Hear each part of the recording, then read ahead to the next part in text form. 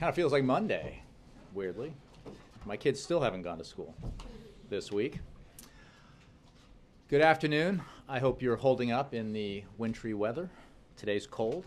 Before I take your questions, I'd like to tell you that this morning, the President and Vice President held a meeting in the Oval Office with Attorney General Holder, Secretaries Hagel, Sebelius, and Duncan, and senior administration officials to discuss their commitment to combating rape and sexual assault in all settings.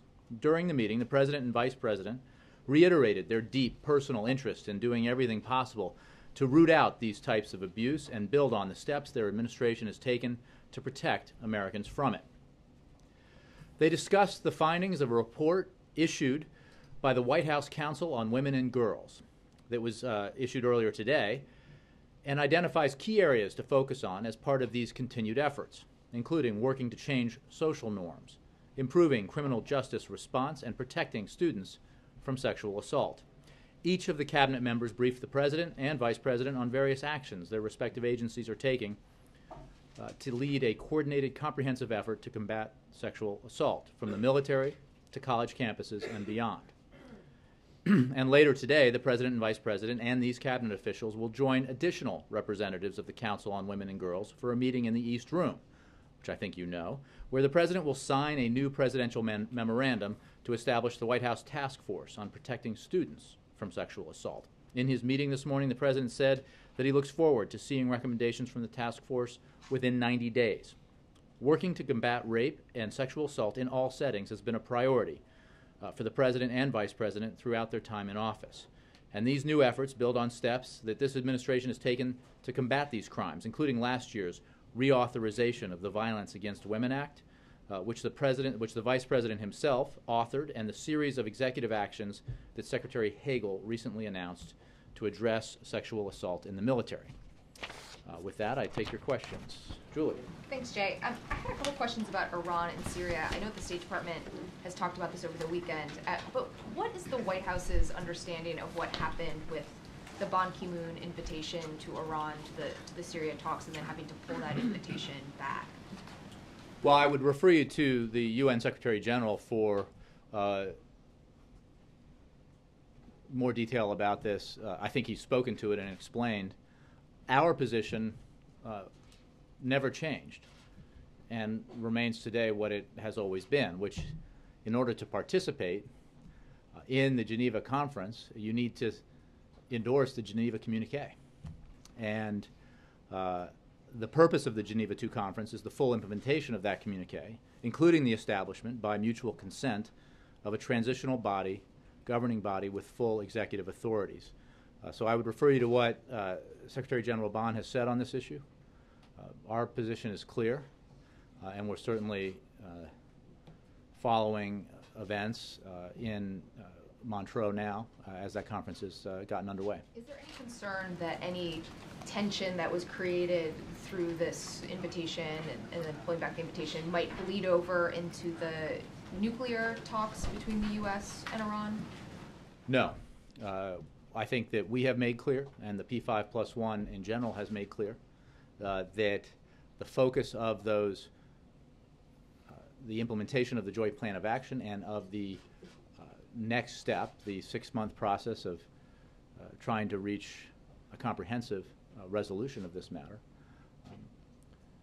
is on how we can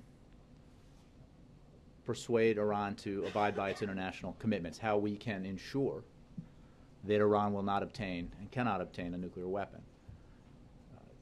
There are other issues, very serious ones, in the Iran account that we have, and that includes our profound differences over Syria and the fact that Iran has clearly played a negative role there and a violent role there.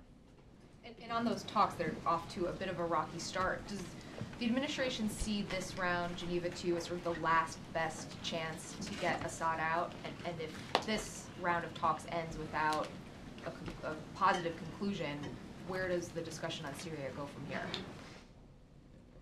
Well, first of all, I note that this is the beginning of what will be a tough and complicated negotiation to end the war in Syria. The meetings in Montreux are ongoing, and the start of the Syrian negotiations will begin on Friday in Geneva. That is where the two parties themselves are negotiating. The international community is focused on the full implementation of the Geneva Communiqué, including the establishment, based on mutual consent, of a transitional governing body exercising full executive powers, as I just said, including over military and security entities. It's important to be clear. Mutual consent for a transitional governing body means that that government cannot be formed with someone who is objected to by one side or the other. In other words, that means that Bashar al-Assad will not and cannot be part of that transition government. Now, the most important work will be done in the coming days, weeks, and months ahead, with the regime and the opposition sitting down together to negotiate the implementation of the Geneva Communiqué and the formation of that transitional governing body, and that will be hard work. But today is the beginning of an important process that will hopefully lead to an end to that terrible war. Which, given how hard it's been to get these parties to even come to the table, do you see this as really the last best chance to have a political solution? Well, there is no alternative to a political solution, a negotiated political settlement. And I wouldn't, as these talks are just starting, move ahead to an assumption that they'll fail. Although I will recognize, as we all will, and the President will, that this is going to be tough and complicated work. But there is no alternative. There is no other way forward for Syria absent a negotiated political settlement, absent a settlement based on the principles of the Geneva Communiqué, which calls very clearly for a transitional governing body that is reached to by mutual consent. That's going to be hard work, but it's important that it's gotten started. Jeff. Thanks, Jay. The President spoke yesterday with President Putin of Russia, and your readout said that they discussed the Olympics and security. What more would the White House like to see Russia doing on security there, and what more would the United States like to do or to be involved in to address the mounting concerns about security in Sochi? Well, let me say that, starting with the call yesterday, that the United States has offered its full support and any assistance to the Russian government in its security preparations for the Sochi Games. Russian authorities will be responsible for overall security at the Olympics, and the State Department's Bureau of Diplomatic Security has the security lead for the United States. We will send diplomatic security and FBI agents to liaise with host nation security and law enforcement officials. And that's standard operating procedure for large events like this, where thousands of U.S. citizens, athletes from Team USA, American corporate sponsors, and members of the U.S. media are present for an extended period of time. Now, the United States and Russia have had discussions on counterterrorism cooperation in a number of venues, as we've noted in the past, including in working groups of the Bilateral Presidential Commission. The United States has also been working with the Russian government through the International Security Events Group on Sochi preparation, specifically as we do with any host country. Now, U.S. citizens planning to attend the Games in Sochi should be in contact with the State Department. Potential threats to safety and security can be found on the embassy's website and the Department of State's travel website. I'll also note that we have seen an uptick in threat reporting prior to the Olympics, which is, of course, of concern, although it is also not unusual for a major international event. And we have offered, as I said, assistance to the Russians, any assistance that they might need to counter that threat. Is Russia accepting any of that assistance that's been offered? You know, I would first of all refer you to the Department of Defense for details on assistance that's been offered. I would also say that we're having ongoing conversations with the Russians about this and have offered any assistance that we can provide. They obviously have lead for security at the Olympics. They are the host nation. But does that offer come out of a concern that they're not doing enough? No, I think that this is an international event. There will be a large U.S. citizen presence there for an extended period of time, and we take the necessary precautions. as you would expect. I think the Pentagon said on Monday of this week that the United States has offered its full support to the Russian government, and that includes the 2 U.S. ships that have been sent to the Black Sea as part of the prudent planning and preparations that are required for an event like this. All right, and then one other issue. The Washington Post today had a story quoting U.S. officials expressing concern that they would not be able to make good on the president's promise regarding the telephone records and the NSA proposals. How confident is the White House that that deadline can be met? Was it realistic? Well, I would say the relevant agencies are already at work on implementing the directions in the president's speech that he gave. As the president said, these are complicated issues, but they are not new to us. We've already been working on them over the past 6 months and doing everything in our power already, we are, to meet those timelines. So it's complicated, but the word has already gone out. Some of the work has already been done, and the president looks forward to progress being made and completed. John. On Russia, the call with Putin, who called who? The president call, or did Putin? Who initiated the call? I don't know the answer to that, John. I mean, they speak with some frequency, but I can find out if there is an initiator. Sure. And on this question of security of the Olympics, what is your assessment? What is the White House assessment? How are the Russians doing on security? Are they doing enough? Well, again, what I can tell you is there has been an uptick in some of the reporting, but that is not unusual. It's of concern, but not unusual for an event like this. The State Department has handled and is handling the issue of travel advisories for U.S. citizens, and we are offering the Russians any assistance that they might require or request in a situation like this. But I wouldn't. I wouldn't be qualified or wouldn't want to venture to assess overall, except that these kinds of major events around the world obviously present security challenges. This one is not unique, and we take the matters like this seriously because of the presence of U.S. citizens. That's why we're working with the Russian government. That's why we're offering the assistance that we're offering, as well as encouraging U.S. citizens planning to travel to Sochi to be in contact with the State Department to make sure they're aware of the advisories that are out there. But can you characterize our level of confidence in the steps they have taken? You've heard, obviously, Putin has talked about a ring of steel around the Sochi Olympics. Do we have a great deal of confidence that they've done enough on this? Well, all I can tell you, John, is that we have had conversations with the Russian government about security in Sochi. The president spoke with President Putin about this. We have offered any assistance that they might want to avail themselves of. And we're taking, I think, prudent precautions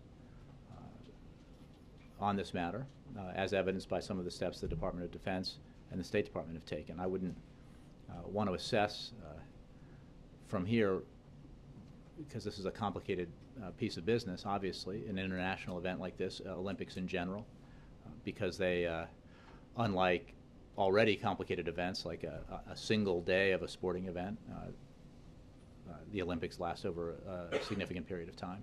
And can I ask a question on the Iran, the negotiations with Iran on the nuclear issue? Is it the White House's belief that if you can reach an agreement with the Iranians that those sanctions can be lifted without congressional approval? Can further sanctions be lifted? Obviously, you've done some steps, which you're able to do without congressional approval, but can you strike a deal with Iran, lift sanctions without Congress okaying it? I haven't seen that assessment made because it presupposes what is the only acceptable outcome to these negotiations, which is a verifiable, transparent agreement by Iran to forsake its nuclear weapons ambitions. And the promise of that for Iran is that by coming into compliance with its international obligations, by offering in a way that is 100% reassuring to the P5+1 and our international partners and allies, that they will not pursue and cannot pursue a nuclear weapon, there will be an opportunity for Iran to end its isolated state, that its violation of its international obligations has brought upon it. So, but how that process would work, I think, I think it's a little early to discuss that, because the 6-month period that we've been talking about for the negotiations over a comprehensive solution is only just beginning. Okay, and then just one last thing. The First Lady had her 50th birthday party. And I believe you said that the President picks up the cost for that party? I think we've put out information. I don't have it here. I would refer you to the East Wing. And I was just wondering if you had an estimate on what the cost was. I don't, but I would refer you to the East Wing. Jay? On that uptick in threat reporting, you said that it's something you should expect with events like this. But really going beyond that, so part of that uptick is because of recent events in the area, because of the region we're talking about. Is that correct? Well, I mean, you're asking me sort of to assess the region. I think that international events like this always represent, or present rather, security challenges. And that's broadly speaking. Obviously, each event presents its unique challenges, but I'm not going to get into a detailed analysis of how this one might be different from another one. What the approach that the U.S. government takes and the administration takes is one of, prudent preparation for because of any risk that might be out there. So, as I said, as you might expect in the run-up to an event like this, there has been an uptick in some of the threat reporting, and we're taking precautions accordingly. But that is not unusual. And does President Putin seem welcoming of U.S. offers for assistance? I think that we have communicated at a variety of levels, including between the two presidents, that we are absolutely willing to assist the Russian government where we can. And those conversations are being engaged, and I wouldn't characterize them. I can point you to the Defense Department in terms of some of the conversations they've had and some of the steps they've taken. But we're going to continue to work with the Russian government and have those conversations moving forward.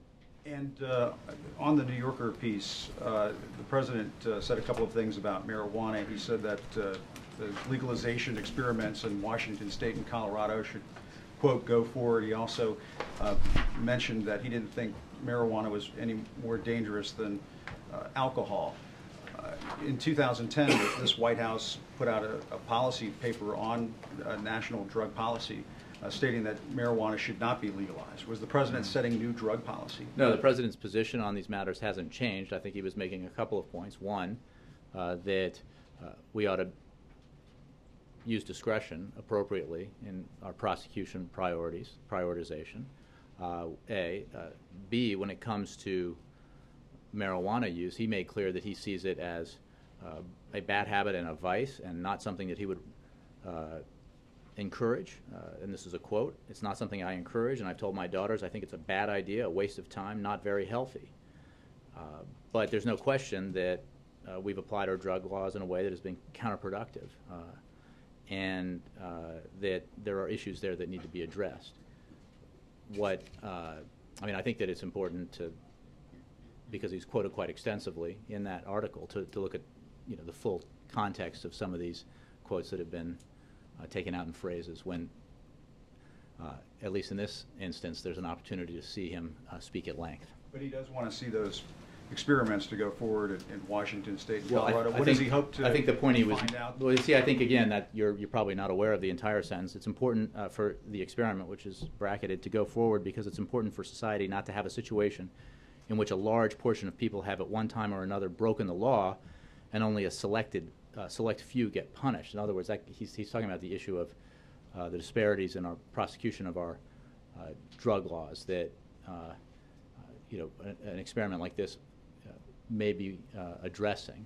He's not endorsing any specific move by a state. He's simply making an observation. His position on these matters has not changed. And Jay, on Syria, getting back to Syria, there has been a huge cache of photos that have been released showing what appears to be widespread killings, mass torture, in Syria? Has the White House examined these photos? Does it have an opinion on what should happen with respect to those photos? We stand with the rest of the world in horror at these images that have come to light, and we condemn in the strongest possible terms the actions of the Assad regime and call on it to adhere to international obligations with respect to the treatment of prisoners. While we cannot independently confirm or affirm the information that was presented recently, these photos cannot be ignored or dismissed. They suggest widespread and apparently systematic violations of international human law and demonstrate just how far the regime is willing to go in harming its own people. They're very disturbing images. Let me move around a little bit. Christy. Thanks, Jay. Back on the metadata program, can you say when the DOJ and the ODNI began working on the new storage place for this database? Was it 10 minutes after the president's speech, I would refer you to them. I don't know when they. Well, your answer to Jeff made it sound like. I'm saying that on the examination of these issues was part of the review process. So,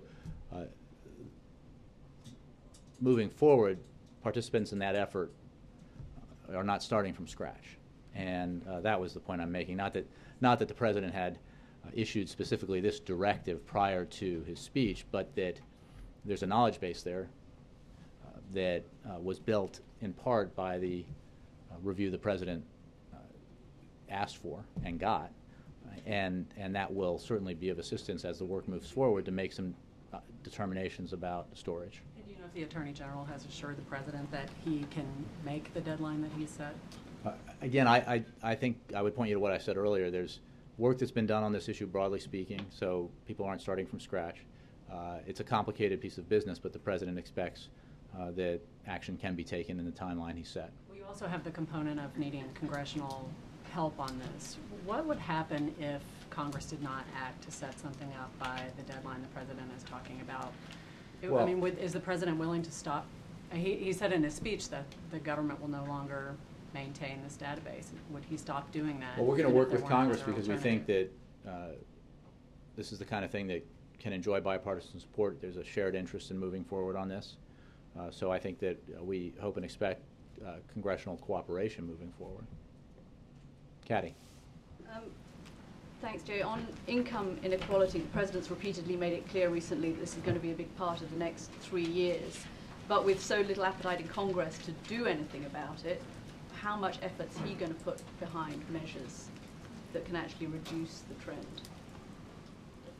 Well, there's no question, as you heard the President say in Anacostia late last year, and as you heard him say over the years, including in Osawatomie, and earlier this year, that the challenge we face when it comes to economic mobility in this country and the ability of Americans from all stations in life to achieve the American dream is something he considers his #1 priority. And that addressing that challenge, addressing that problem, making sure that there is opportunity for everyone is something that we can do together with Congress, and it's also something that he can tackle using all of the tools in his toolbox as President of the United States. And you have seen him do that, or rather you have seen examples of how he can do that just recently with the promise zones that he talked about and the manufacturing hub in North Carolina, where we can continue to work on the renaissance of manufacturing in this country and focus on advanced manufacturing, the kind of industries that create well-paying jobs for middle-class families to live on here in the United States. You've seen it in the initiative last week with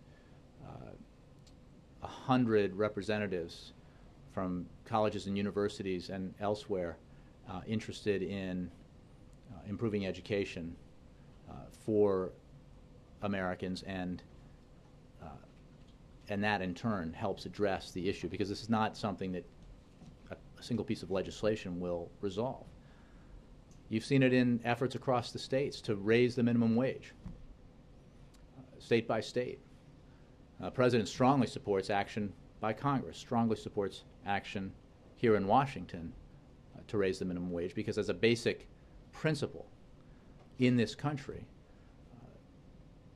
you ought to be able to earn a living, i.e., not live in poverty, if you put in a hard day's work. That's certainly the president's view. And that's something that has enjoyed across the country and through the years bipartisan support. So there's an opportunity for action with Congress on that specific issue and others.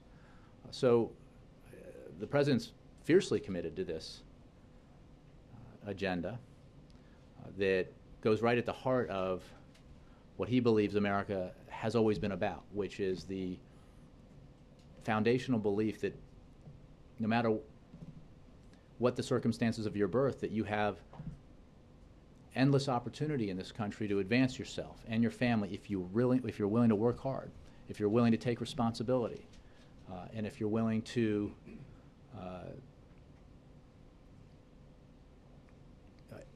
educate yourself and help your family move forward. So, this is obviously something the president has spoken about before. I think you can expect that it'll be something he'll speak about in the coming days and weeks and throughout his presidency. How would you measure success? I think he would measure success by evidence that we have improved economic opportunity in this country for everyone, that the mobility that we've seen declining in this country is on the rise again, where you don't have, I think, surprising statistics that suggest that countries in Europe have greater economic mobility than the United States, which sort of goes at the heart of who we believe we are in this country and what our history has been about when it comes to opportunity for people in this who've been willing to work hard and take responsibility. So that's an agenda that could not have more presidential force behind it. Major. There was a report last night that the Pentagon sent to the president a report or a recommendation that there would be 10,000 U.S. military personnel in Afghanistan after 2014, provided the BSA is signed, but that those forces would be removed by 2016. A, can you confirm if that's true, and if so, does it reflect a presidential desire to wind down the war completely by the end of his term, even if the bilateral security agreement is signed by the Afghan government? What I can tell you, Major, is that the president has not made any decisions about final troop numbers, and I'm not going to discuss ongoing deliberations. We will be weighing inputs from our military commanders, as well as the intelligence community, our diplomats, and development experts as we make decisions about our post-2014 presence in Afghanistan. As you mentioned, in addition, our position continues to be that if we cannot conclude a bilateral security agreement promptly, then we will initiate planning for a post-2014 future in which there would be no U.S. or NATO troop presence in Afghanistan. That's not the future we're seeking. It's not the policy we think is best, and we don't believe it's in Afghanistan's best interests. But the further this slips into 2014, the more likely such an outcome is. Meanwhile, as the interagency convenes to continue considering options to present to the president for a post-2014 presence, we will have to increasingly take into account the lack of a signed BSA in that planning. We'll have to frame decisions based on our clear position that we can't pursue a post-2014 mission without a BSA. And that mission, if I could just reiterate, would be one tailored to focus on counterterrorism operations and on the training and support of Afghan security forces. So no decisions have been made. We're not going to get into ongoing deliberations. And it's important to note in the context of all of these discussions that we are still waiting for the Afghan government to sign the bilateral security agreement. Does the difficulty in obtaining that signature on the BSA inject into these deliberations a new question about the utility of keeping forces for a long period after 2014, because it appears the Afghans may not want them there, and therefore the utility of them staying might be in question now? Well, I think, in fact, the Loya Jirga strongly endorsed the bilateral security agreement, and as a body that represents the will and opinion of the Afghan people, we think that is significant, and it reflects the fact that the BSA was negotiated in good faith with the Afghan government, and we consider that another strong reason why it ought to be signed. You know as well as I do that part of this is So I tied would up just in the say that- succession of Karzai and this being a live issue, sort of, if not overshadows, certainly presents itself within the succession of the Karzai government, and it certainly is a factor being weighed by not just the lawyers, Jurgen, but whoever may succeed Karzai. Well, I think that's probably the case, but I mean, we're not basing the need for the BSA to be signed on that timeline in Afghan politics. We're basing it on the fact that we have to make decisions, we and our NATO allies have to make decisions and make plans for 2014 that need to take into account whether or not there is a BSA that's been signed, because there cannot be a further troop presence beyond 2014 absent a signed BSA. So the further we slip into this year, the more we have to take that into account as we make plans. It was suggested on a couple of Sunday talk shows that there is evidence in the possession of the U.S. government that Edward Snowden may well have received assistance from the Russian government in transit on his way to Russia, and that he may be cooperating in ways that is harmful to the U.S. government on an ongoing basis. Does the administration agree with those assessments? I would say that this is an ongoing criminal investigation. There have been charges brought, and I don't have anything to add from here on that matter. Would the administration care to cast any doubts on those suspicions? Again, I just don't have anything to add. You know, there's a case that has been presented against Mr. Snowden. Charges have been brought. It is our firm position that he ought to return to the United States and face the charges against him here, where he will be afforded all the protections of due process that our judicial system provides. In the New Yorker piece, the president said he was haunted by Syria. You read a statement about the images that the administration had a chance to look at. You also said there's no alternative to Assad staying in power. Why isn't there any alternative to Assad staying in power? He's been there for almost 2.5 years of a wide-running, bloody civil war. The military does not appear to be any less aggressive in its defense of the Assad regime than it has been from the start. The opposition is splintered. The Geneva II peace conference or conversations are off to, at best, a rocky start. Why isn't it possible that Assad stays and the president remains haunted by this for the duration of his administration? Because there's no future that the Syrian people will endorse for their country that includes Assad in the government or as president. He has forsaken in bloody fashion any claim he might have to lead that country into the future by massacring his own people. I mean, if you're asking me that may undermine his moral authority, but the practical reality is he's there.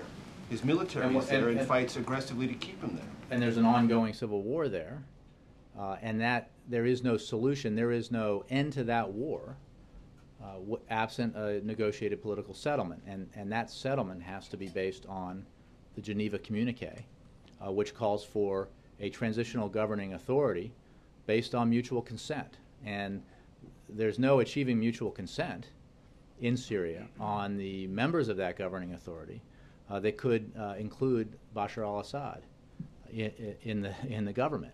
It won't happen. It can't happen.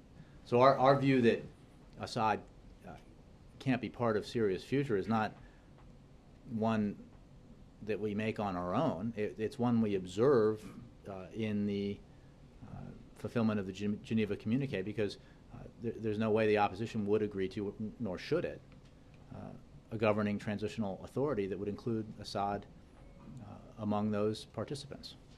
Jay, on that point, is a U.S. military strike against Syria, a potential U.S. military strike, still on the table?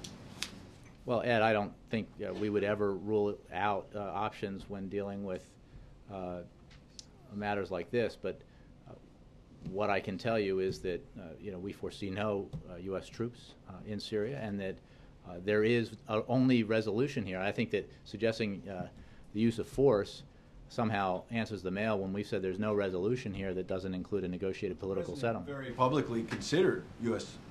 Force, was right up to the line of it, and then went to Congress. All that only played out a few months ago. My question is, 2 summers ago, the president from that podium had a news conference and drew the red line. Now, that was on chemical weapons specifically. As was the threat of the use of force. And the president, though, then, when he drew that red line in August of 2012, said that if they crossed the line, there'd be enormous consequences.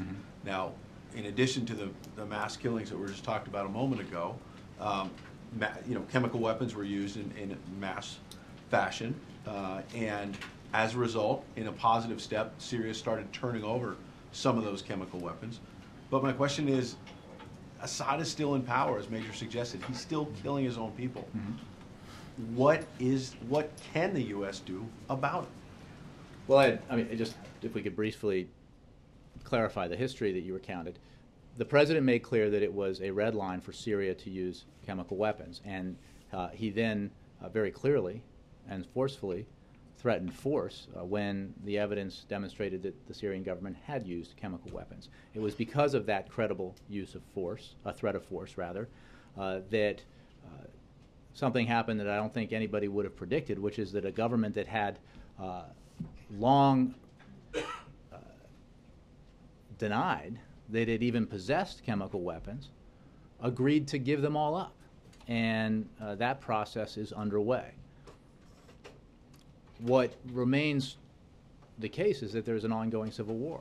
What the president has said is that we will do everything we can through provision of humanitarian assistance, through pushing the Geneva process forward, including the meetings underway now, through help and assistance to the opposition to help bring about an end to the war and a negotiated political. For a couple of years now is my question, I guess. And if, well, I guess if the president is haunted by it, does he feel paralyzed?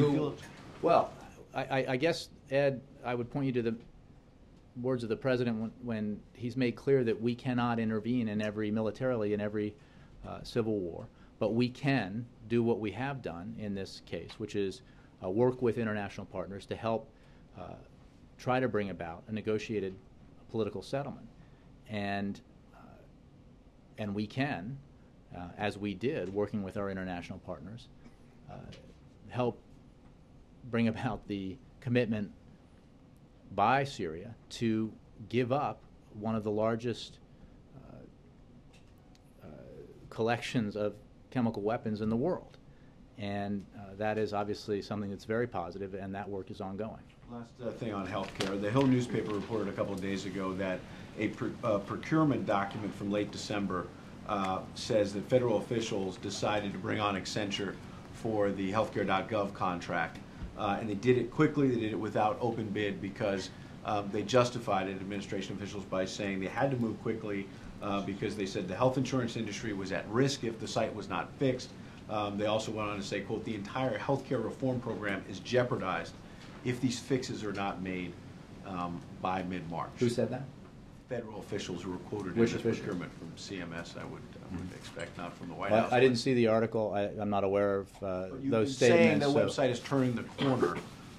Does this document suggest that there are still concerns here in the administration? Again, I'm not aware of the document. What I can tell you is there has been an enormous effort expended and an enormous effort that continues to be expended in making sure that the website functions effectively for the millions of Americans who have so clearly demonstrated that they desire the product on offer here.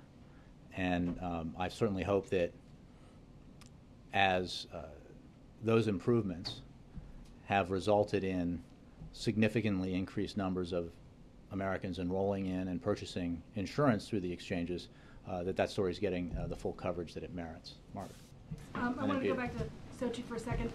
Just to clarify, there were some reports beginning yesterday that the U.S. was using counterterrorism operatives to help the Russians look for potential suicide bombers inside the security zone. Can you confirm that? And even if you can't, is the U.S. concerned that there may be suicide bombers inside the security zone? Margaret, I just don't have more. I have not seen that report. What I can tell you is that we are having conversations with the Russians. We have made clear that we are prepared to provide any assistance that we can if Russia asks for it, and we're going to continue to work with them and take steps as we've been taking out of prudence, given that this is the kind of event where security is an issue. On the President's call with Mr. Putin, the one thing in the readout that I didn't notice was any mention of Edward Snowden. Can you tell us explicitly, is this like in the agree to disagree category and they just don't talk about it, or they talked about it and it's just not going in the readout? Because there's nothing you could possibly tell us about what they said. Well, I don't have more detail on the phone call. What I can tell you is that our position on Mr. Snowden, I think, is abundantly clear to everyone, including the Russians, and our view that he ought to be returned to the United States, where he will be afforded all the rights and protections in our system. That hasn't changed. So I don't think there's any doubt in Moscow or elsewhere of our position on that matter. Can I do one more? Sure. There's an ally of Angela Merkel's who's like the foreign policy spokesman for her party in the parliament. And what he had said is that it's their view that what the president has promised or offered in terms of the foreign leader aspect of the NSA rollout last week isn't quite enough, and that he said, quote, transatlantic relations are in the deepest crisis now since the Iraq War. I'm just wondering if the president is concerned about sort of ongoing steps to repair the relationship with Germany specifically, and what he's doing in the wake of the NSA remarks. Well,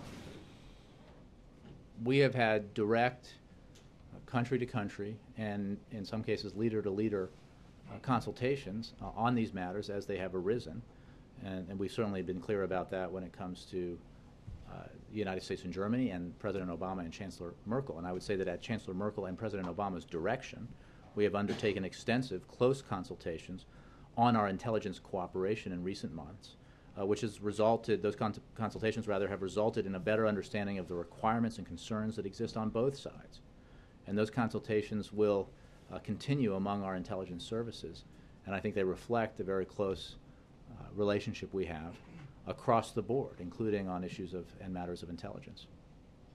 Peter. Jay, clearly there was a greater degree of sharing of past Olympics in London, in Vancouver, and even Beijing before that. What specifically would you like to see with Russia that would give this administration more confidence in the safety of Americans, not just in Sochi, but throughout Russia? Again, Peter, I just don't have more on this beyond what I've said, which is that we are in conversations with the Russians. We've made clear that we are prepared to offer any assistance that they might require. Russian authorities are, of course, responsible for overall security at the Olympics. They are the host nation. And the State Department's Bureau of Diplomatic Security has the security lead for the United States. As part of that responsibility, we will send diplomatic security and FBI agents to liaise with host nation security and law enforcement officials. I mean, I think that reflects,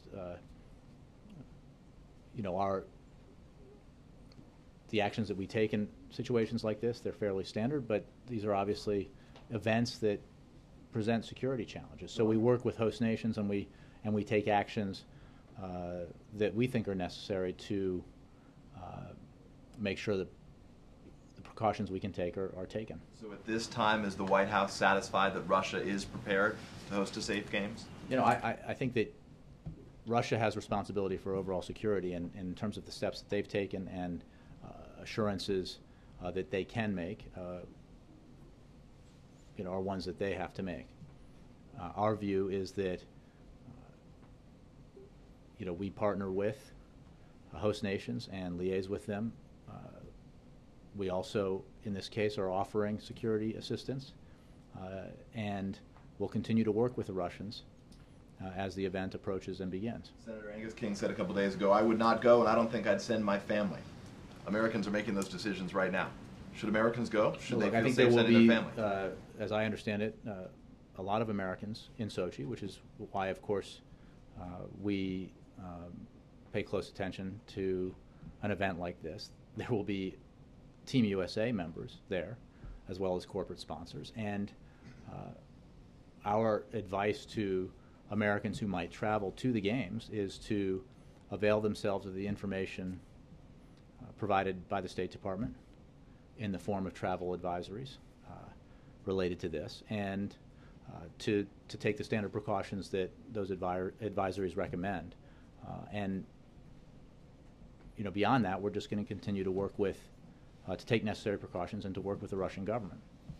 As for Chairman Rogers, who this weekend discussed his suspicion or belief that Edward Snowden received some help, this is going to a question that was asked earlier, but he made these, you could call them allegations or accusations, at least it was his belief system that there was help provided to Edward Snowden. A senior FBI official told us on Sunday that it's still the Bureau's conclusion that Mr. Snowden acted alone. So I guess I'm curious right now if Chairman Rogers and others using language like that somehow hinders the relationship the U.S. is trying to develop right now with Russia by making those suggestions when it appears the administration has no evidence. I think the disagreement we have with Russia over Edward Snowden, I think, has been publicly expressed with some frequency. I don't think that. Is he helping or hurting? I don't think that that's really an issue, because we have the president spoke with President Putin directly, and does so with some frequency as presidents of Russia and President. I'm sorry, about Edward Snowden? No, I'm just saying in general that we don't. That the president can talk to President Putin and does, and in our relations with Russia, we have areas of significant cooperation where our interests are aligned, and we have areas of significant disagreement, including but not limited to the matter of Edward Snowden. But I don't think we're anything but transparent about that, and we have expressed that very clearly both on that matter and other matters. That's been the approach the president has taken in our relations with Russia, because he thinks that best serves the interests of the United States, which is a very clear-eyed approach to U.S.-Russian relations that allows for cooperation on matters that are vital to U.S. national security and U.S. interests, and can also allow for the clear expression of disagreements, and that happens. We are still able to move forward and cooperate with the Russians on a host of areas. That includes the P5+1. It includes counterterrorism cooperation in general, and it includes, obviously, the ability to discuss security around the Sochi Games. Finally, very quickly, we're under the impression, you'll get back to us on who placed the phone call, whether it was President Putin or President Obama yesterday, but we've been told that the conversation was apparently several days or even weeks in the making. Do the two of them agree to have other conversations, and have other conversations been set before the games where further decisions will be made in terms of cooperation? I don't have any previews of additional phone calls that may or may not happen. As I said, the President speaks with President Putin with some frequency, as you might expect, but I don't know when the next call might be. Yes, Jessica. On the U.S.-Africa summit that you announced earlier this week, can you talk about what prompted that, and also why Egypt is not among those that are invited, especially given what's going on there right now? Well, I can tell you that what prompted it is the hope that the summit will build on the progress made since the President's trip to Africa last summer, that it will advance the administration's focus on trade and investment in Africa, and highlight America's commitment to Africa's security, its democratic development, and its people. I think that on matters of the invitation list, and on Egypt, I know I have this here somewhere. Hold on.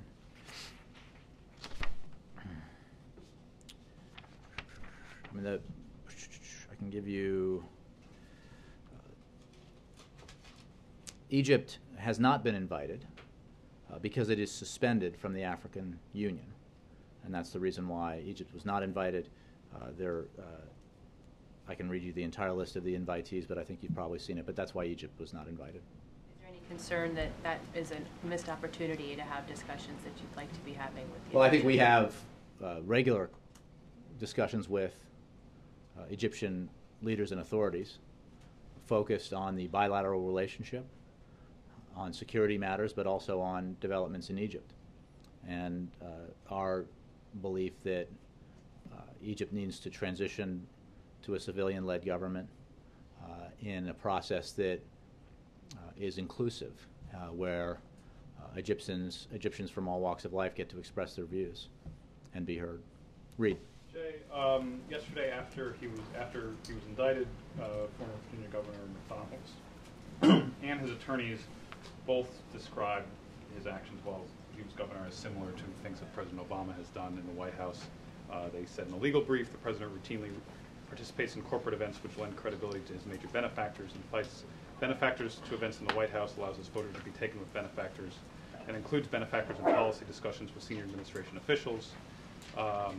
In describing or explaining Governor McDonald's actions with Johnny Williams.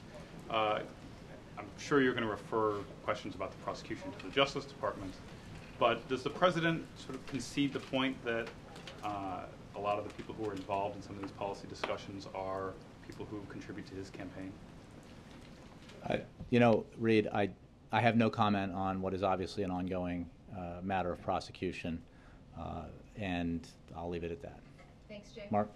Jay, how will foreign leaders know if they are among the friends and allies whose phone calls the United States will not conduct surveillance on? Mark, what I would say is that we have direct conversations through diplomatic channels on these issues, and will continue to do so. I think you can address those questions, that question elsewhere, but I think that we, as has been the case since these revelations began, where they have affected our relations with a specific country, there have been direct and substantive conversations between the two countries using diplomatic channels, which is the tradition. So you're saying you'll tell them? Mark, I think... Okay, your phone calls won't be surveilled? Well, I'm not sure what other method you might suggest. Mark, I can simply tell you that we have close relationships with our friends and allies, our close friends and allies, and these kinds of discussions take place through normal diplomatic channels. And have you responded to the ad yesterday in the paper from Europe One Radio requesting an interview with the president? And would you suggest that's a way for many of us to request interviews from now on? No, I think CBS has requested interviews through more traditional means successfully, as have many of the news organizations here. But I wouldn't rule out that as a means to request. I think it's an expensive way to do it, but keep those invitations coming. Thanks very much. Thanks, Dave.